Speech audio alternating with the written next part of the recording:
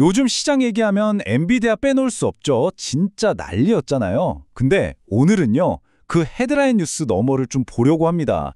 과연 시장은 2026년을 어떻게 보고 있을까? 그 진짜 속마음을 한번 파헤쳐 보겠습니다. 바로 시작할게요. 자, 바로 이 질문. 이게 오늘 이야기의 시작점입니다. 아니, 엔비디아가 역대급 실적을 냈는데 주가는 왜 빠졌을까요? 이상하잖아요. 바로 이 기묘한 상황 속에 시장이 다음에 어디로 갈지 그 힌트가 숨어 있다는 거죠. 보세요. 실적은 로켓처럼 쐈는데 주가는 반대로 푹 꺼졌어요. 이 그림 자체가 지금 시장의 마음을 딱 보여주는 겁니다. 사실 실적이 문제가 아니었어요. 문제는 뭐였냐? 바로 기대치였습니다.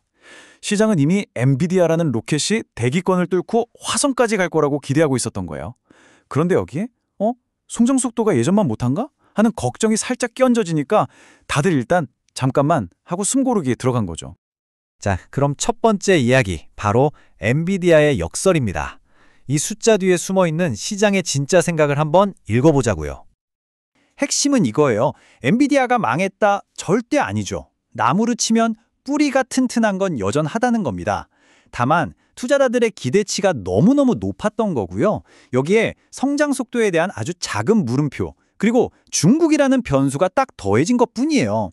그러니까 가장 중요한 사실은 변하지 않았습니다. AI라는 이 거대한 숲을 키우기 위한 투자는 앞으로도 계속된다는 거. 이건 팩트입니다. 자, 그럼 이제 진짜 중요한 질문이죠. 엔비디아에서 잠깐 빠져나온 돈, 이 똑똑한 돈들은 과연 어디로 가고 있을까요? 시장의 관심은 어디로 향하고 있을까요? 이 돈의 흐름을 따라가 보면 2026년 시장의 지도가 보일 겁니다. 지금 시장에서 벌어지는 현상을 한마디로 하면 거대한 디커플링이라고 할 수 있어요. 이게 뭐냐면 예전처럼 다 같이 와 하고 한 곳으로만 몰려가는 시대는 끝났다는 겁니다. 이제 투자자들이 마치 탐정처럼 각자 돋보기를 들고 남들이 안 보는 곳, 먼지 쌓인 곳을 뒤지면서 진짜 보물을 찾기 시작했다는 거죠. 이 돈의 흐름을 한번 보세요. 의도가 명확하게 보이죠? 제일 큰 덩어리, 무려 40%가 어디로 가고 있나요? 개별 실적 개선주입니다. 그러니까 무슨 거창한 AI 테마 이런 게 아니라 그냥 그 기업 하나가 자기 힘으로 돈을 잘 버는 곳, 예를 들면 바이오나 음식료 같은 곳에 주목하고 있다는 거예요. 그리고 또 하나 재밌는 건 그동안 완전 소외됐던, 그래서 주가가 너무 많이 빠졌던 배터리나 게임 같은 곳에서 이제 반등할 때 되지 않았어? 하는 기회를 찾는 움직임도 아주 뚜렷하게 보입니다. 자, 이제부터가 이번 이야기의 진짜 하이라이트입니다. 과연 시장의 스포트라이트를 새롭게 받고 있는 이 주인공들은 대체 누굴까요? 지금 바로 공개합니다. 네, 시장이라는 무대에 주연 배우가 지금 바뀌고 있어요. 기존의 슈퍼스타들이 잠시 숨을 고르는 사이에 아주 새로운 얼굴들이 스포트라이트를 받으면서 무대 중앙으로 나오고 있다는 겁니다. 자, 첫 번째 주인공 유형은요, 아주 똑똑한 전략가들입니다. 막 매출을 엄청나게 늘리는 게 아니에요. 대신에 비용, 즉 나가는 돈을 확 줄여서 이익을 챙기는 회사들이죠. 생각해보세요. 버는 돈은 비슷한데 쓰는 돈이 줄면 당연히 내 주머니가 두둑해지겠죠. 아주 간단하면서도 강력한 전략입니다. 그 대표적인 예가 바로 롯데 웰푸드예요. 핵심이 뭐냐? 바로 코코아 가격이 떨어졌다는 겁니다. 초콜릿 만드는 원가가 싸지니까 당연히 원가 부담은 줄고 이익은 늘어나는 아주 달콤한 상황인 거죠. 아, 이 비유가 진짜 재밌는데 성장세는 불닭처럼 화끈하지만 그 속을 까보면 아주 달콤한 이익이 숨어 있다는 거예요. 정말 절묘하죠? 자, 다음 주인공을 만나보기 전에 이거 하나는 꼭 알아야 해요. 바로 ESS, 에너지 저장 시스템이라고 하는데요. 뭐 어렵게 생각할 거 없이 그냥 엄청나게 큰 보조 배터리라고 생각하시면 돼요. AI 시대가 되면서 데이터 센터가 막 생기잖아요. 여기에 전기를 끊김없이 안정적으로 공급해줘야 하는데 바로 그래서 이 ESS의 몸값이 지금 폭발적으로 오르고 있는 겁니다.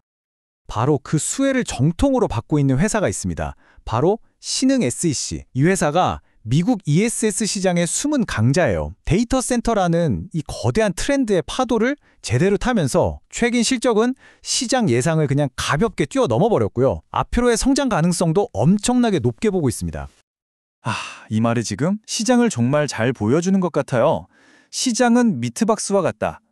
겉만 봐서는 그 안에 뭐가 들었는지 모른다는 거죠. 이익 상자를 열어보기 전까지는 이게 비어 있을지 꽉 차 있을지 아무도 모르는 거니까요. 그러니까 우리가 무시했던 기업들을 다시 한번 제대로 들여다봐야 한다는 뜻입니다. 바로 그런 미트박스 속 보물들이 예를 들면 바이오나 헬스케어 섹터에서 다시 주목받는 돌아온 강자들입니다. 보세요. 일동제약은 비만 치료제라는 엄청난 카드를 꺼내들었고요. 대웅제약은 이미 세계적으로 먹히는 나보타로, 또 휴원스는 공장을 늘린다는 확실한 계획으로 다시 한번 무대 중앙으로 화려하게 복귀하고 있는 겁니다. 자, 좋습니다. 그럼 지금까지 우리가 살펴본 내용들을 쫙 모아서 2026년을 위한 구체적인 역발상 투자 전략을 한번 짜보겠습니다. 전략은 딱 세 가지로 정리할 수 있어요. 첫째, 롯데웰푸드처럼 원가가 줄어서 이익 보는 그런 비용 절감의 수혜주를 찾는 겁니다.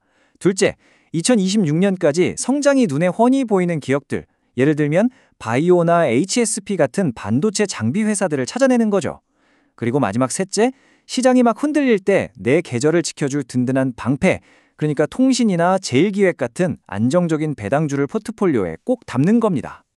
예를 들자면 이런 식이죠. 포트폴리오를 짤 때 제약이나 로봇 같은 성장주로 미래의 큰 수익을 노리는 부분을 한 45% 정도 가져가고요.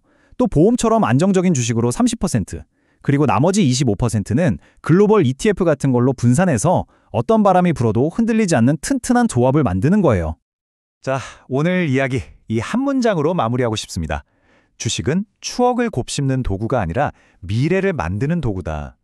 과거에 잘 나갔던 스타만 바라볼 게 아니라 오늘 우리가 함께 찾아본 이 새로운 주인공들처럼 앞으로의 미래를 만들어갈 기업에 주목해야 할 때라는 거죠.